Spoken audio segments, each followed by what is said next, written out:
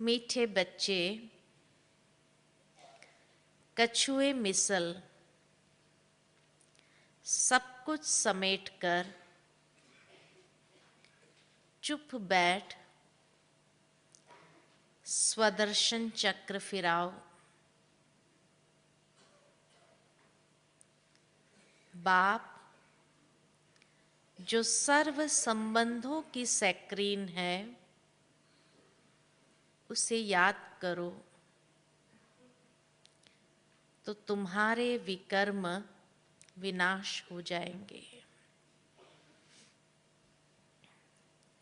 प्रश्न है, ईश्वरीय कुल के बच्चों प्रति बाप की श्रीमत क्या है? ईश्वरीय कुल के बच्चों प्रति बाप की श्रीमत क्या है? क्या श्रीमत है?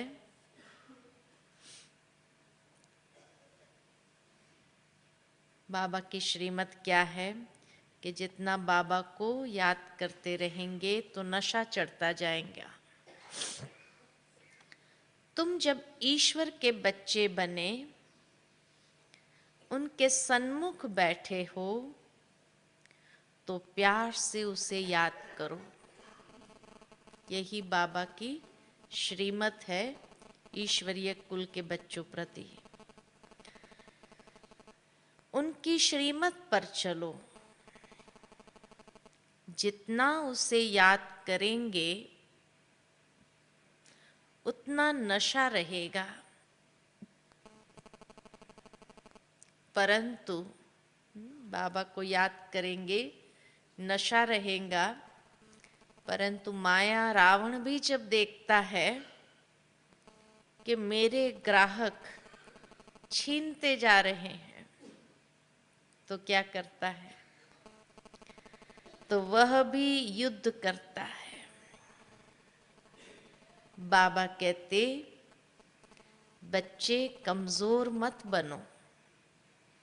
माया के साथ की युद्ध में कमजोर मत बनो।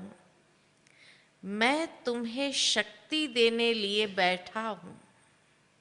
कितनी आथत देते बाबा कि मैं तुम्हें शक्ति देने के लिए बैठा हूं, इसलिए कमजोर नहीं बनना है।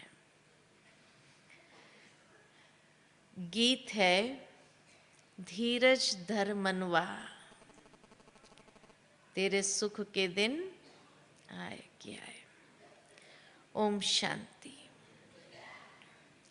यह कौन कहता है बच्चों को कि हे बच्चे, क्योंकि मनवा कहा जाता है आत्मा को। मनवा कहा जाता आत्मा को। आत्मा में ही मन बुद्धि है, तो यह भी नाम रख दिया। आत्मा का नाम मनवा रख दिया है। नाम तो बहुत चीजों के बहुत रखे हैं, जैसे परम पिता परमात्मा, बाबा, उनको ही बाबा कहते, कोई फिर फादर कहते हैं। तो बाबा है सबसे सिंपल। बाबा कहते हैं, तुम किसकी संतान हो? वह याद आता है। किसकी संतान है वह याद आता है। अब तुम बच्चे बैठे हो, सामने कौन है? बाबा बैठा है। आत्माएं कहेगी बाबा बैठा है। कितनी सिंपल बात है। बच्चे जानते हैं हम आत्माओं का परम पिता परमात्मा पिता है। मनुष्य तो छोटे बड़े सबको बाबा कह देते हैं, और यह फिर आत्मा अपने बाबा को बाबा कहती है।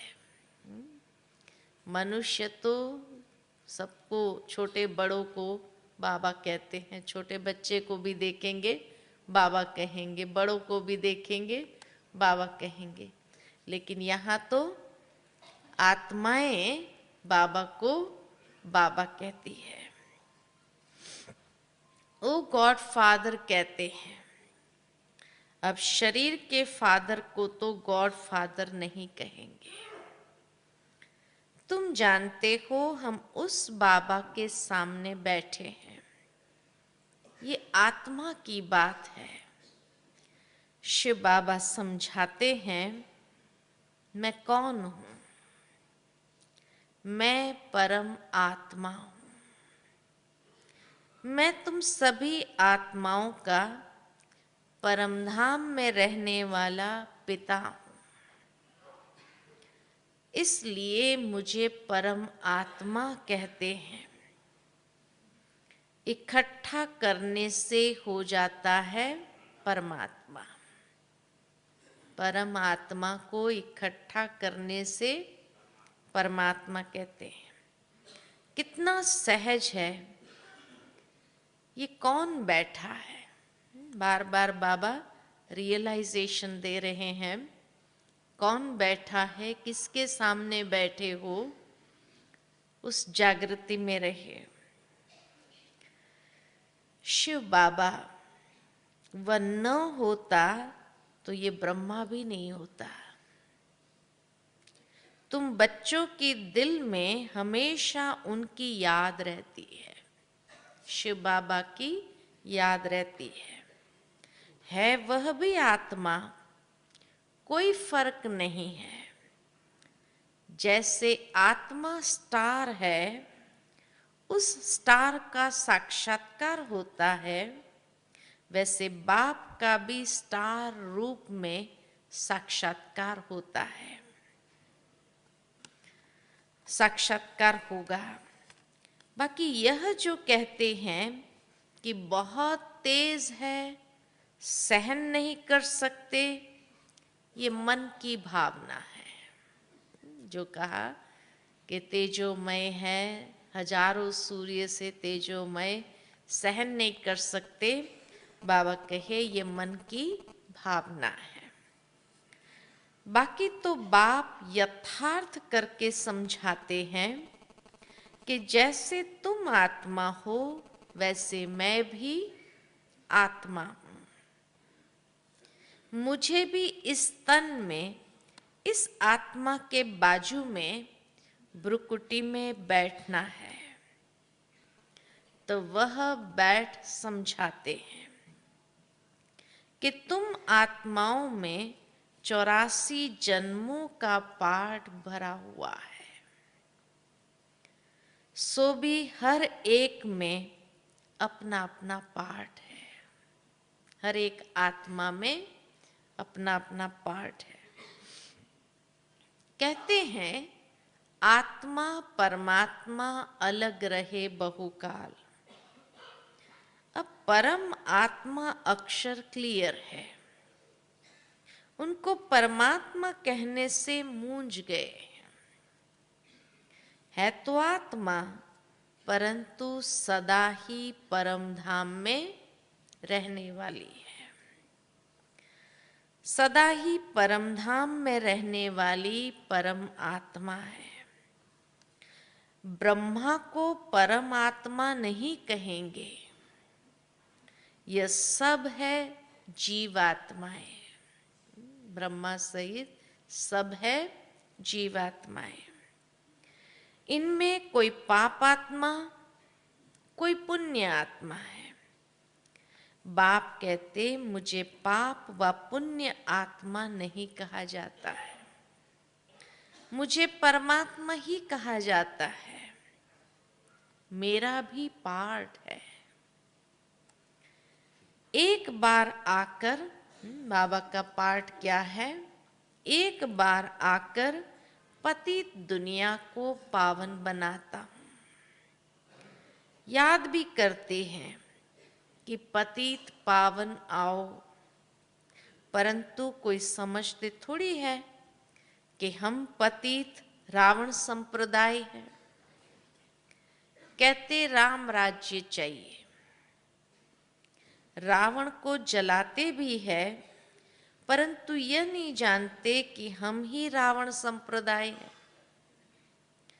जरूर पतित है तब तो बुलाते हैं, कृष्ण को तो नहीं बुलाते, पतित पावन राम को बुलाते, कृष्ण को तो नहीं बुलाते, उनको तो परम आत्मा नहीं कहते।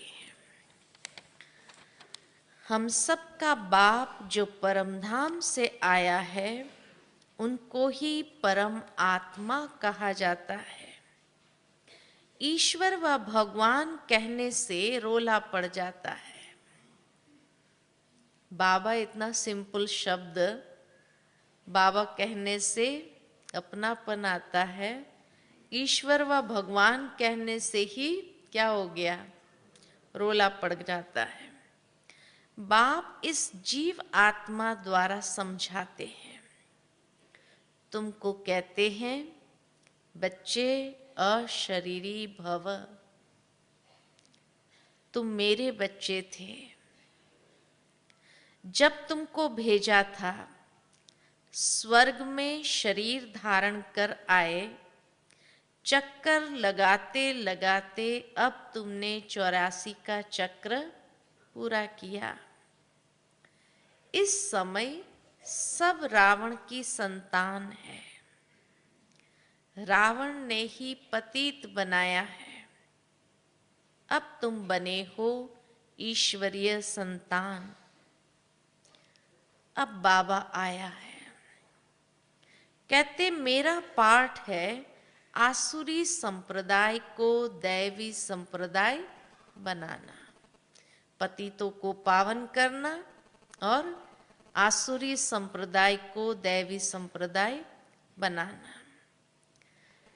मैं भी ड्रामा अनुसार अपने टाइम पर आता हूं। कल्प के संगम युगे, कलयुग है पतित पुरानी तमोप्रधान दुनिया, तब मैं आता हूं सूर्यवंशी चंद्रवंशी कुल का राज्य स्थापन करने। न हो तब तो स्थापन करूं, बाबा कहे नहीं है तब तो स्थापन करता। फिर जब सूर्यवंशी चंद्रवंशी होंगे तो वैश्य शूद्रवंशी नहीं होंगे। अब तुम ईश्वरीय संतान बने हो। किस लिए बने हैं ईश्वरीय संतान? दैवी संतान बनने लिए। ईश्वरीय संतान क्यों बने हैं? ईश्वरीय संतान बने हो दैवी संतान बनने के लिए। तो बाप के साथ योग चाहिए जिससे विकर्म विनाश हो। एवर हेल्दी एवर वेल्दी बनने के लिए क्या करना पड़े? एवर हेल्दी एवर वेल्दी बनने के लिए हाँ, स्वदर्शन चक्र फिराना पड़े। स्वदर्शन चक्र फिराने से एवर हेल्दी कैसे बन जाते हैं? स्वदर्शन चक्र फिराने से एवर हेल्दी कैसे बन जाते हैं?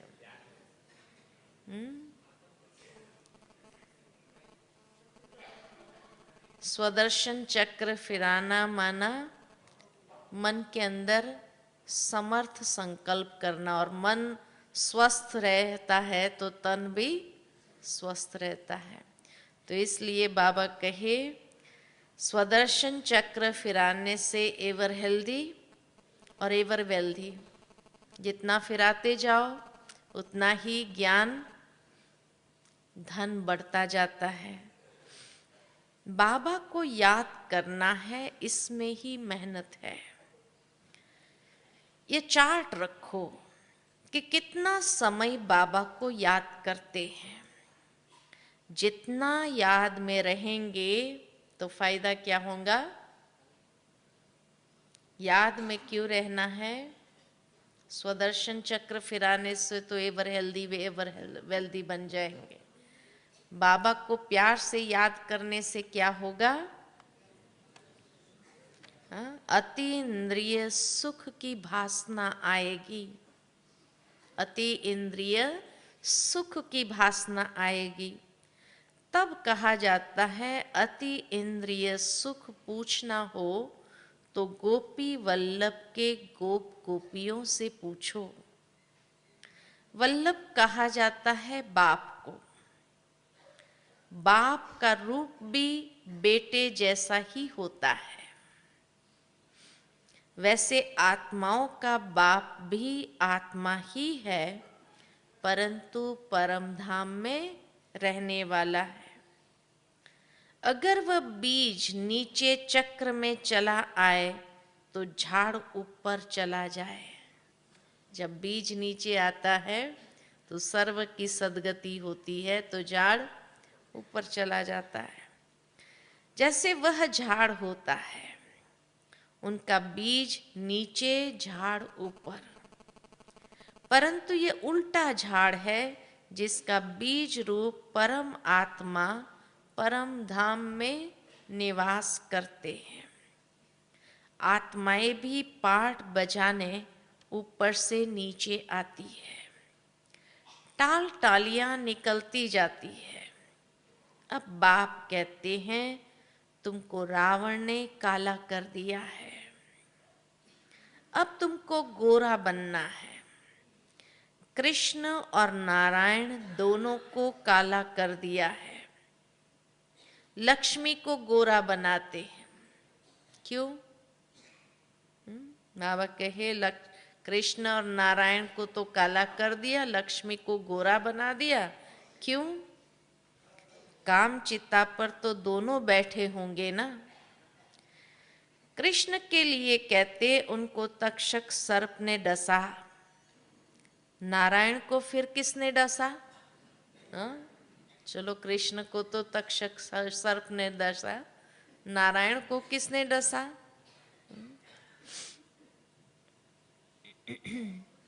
कुछ भी समझते नहीं हैं। चित्र आदि भी सब रावण की मत पर बनाए हैं। अब बाबा आया है श्रीमत देकर रावण से लिबरेट करने के लिए। मैं सबका सद्गति दाता हूं। श्री श्री 108 जगत गुरु का टाइटल भी इनका है। जगत की सद्गति करते हैं। ग्रंथ में इनकी महिमा बहुत लिखी है। शिव बाबा की महिमा ग्रंथ में बहुत लिखी है। सतगुरु, सच्चा पातशाह, सचखंड स्थापन करने वाला, बाबा को सब कुछ कंठ था, सारी महिमा कंठ थी, परंतु अर्थ का पता नहीं था। सारी महिमा कंठ थी लेकिन अर्थ का पता नहीं था। और बाबा कहते हैं अपने को बहुत रिलीजियस माइंडेड समझते थे। क्या समझते थे बाबा? सारी महिमा कंठ थी तो अपने को बहुत रिलीजियस माइंडेड समझते थे, परंतु थे तो रावण कुल के। रिलीजियस माइंडेड थे लेकिन थे तो रावण के कुल के।